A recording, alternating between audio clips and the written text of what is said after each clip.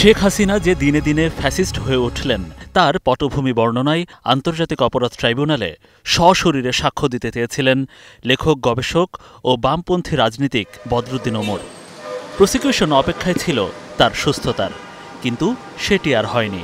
রোববার সকালে চিরবিদায় নেন এই কিংবদন্তি। যদিও এ বছরের 14 ফেব্রুয়ারি তদন্ত কর্মকর্তার কাছে ভিডিও জবানবন্দি দিয়েছিলেন তিনি। 6 পৃষ্ঠার জবানবন্দিতে শেখ হাসিনার দুঃশাসন ও ইতিহাস নিয়ে মিথ্যাচারের বিবরণ দিয়েছিলেন বদরুদ্দিন ওমর। বলেছেন, এ অভ্যুত্থানের ফলে আওয়ামী লীগ শুধু ক্ষমতা থেকে বিতাড়িত হয়নি, তারা জনগণের বিশ্বাস থেকেও বিতাড়িত হয়েছে।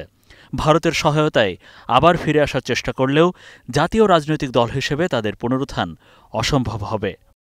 শেখ হাসিনা মুক্তিযুদ্ধের চেতনা ও সাম্প্রদায়িকতার আড়ালে লুটপাটের রাজনীতি করেছেন বলে মন্তব্য করেছেন তিনি। জবানবন্দিতে বলেছেন, মুক্তিযুদ্ধের চেতনাকে পারিবারিক সম্পত্তি করে দুর্নীতিকে প্রতিষ্ঠা করেছে আওয়ামী লীগ।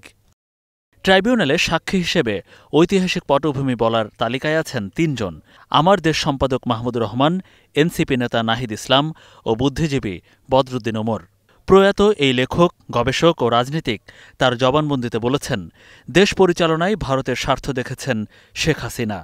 তার শাসনামল ছিল ভারতীয় গোয়েন্দা সংস্থার দ্বারা প্রভাবিত ও সে দেশের নীল নকশায় নির্মিত।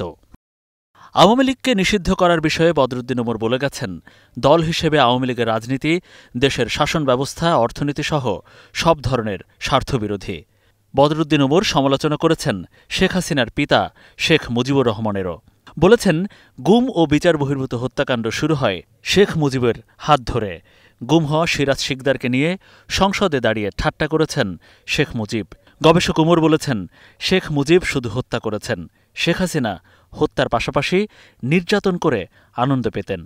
আয়নাঘরের মতো টর্চার সেল শেখ মুজিবের আমলেও ছিল না বলে জবানবন্দিতে উল্লেখ করেছেন তিনি। তার মতে, ক্ষমতাকে টিকিয়ে রাখতে শেখ হাসিনা বেছে নেন 2টি পথ: 2014 বা 18-র মতো নির্বাচন আর গুম, খুন ও নির্যাতন। বদরুদ্দিন ওমরের এই জবানবন্দি নিয়ে সাংবাদিকদের সাথে কথা বলেছে প্রসিকিউশন।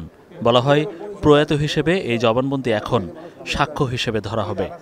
যে কোনো সাক্ষী ইনভেস্টিগেশন অফিসারের কাছে সাক্ষ্য প্রদানের পরে ট্রায়াল স্টেজে যদি উনি মারা যান, এটা যদি ট্রাইব্যুনাল নিশ্চিত হন যে উনি মারা গেছেন, তখন প্রসিকিউশনের আবেদনের প্রেক্ষিতে এই আয়োর কাছে দেয়া জবানবন্দি ট্রাইব্যুনাল সাক্ষ্য হিসেবে গ্রহণ করতে পারেন, এরকম সুযোগ এই আইনে আছে। প্রসিকিউশনের তালিকায় থাকা স্টার উইটনেস বা বিশেষ সাক্ষী হিসেবে মাহমুদুর রহমান সাক্ষ্য দেবেন এই সপ্তাহে, আর এনসিপি নেতা নাহিদ ইসলাম সাক্ষ্য দেবেন 15 সেপ্টেম্বর। মনিরুল ইসলাম, স্টার নিউজ।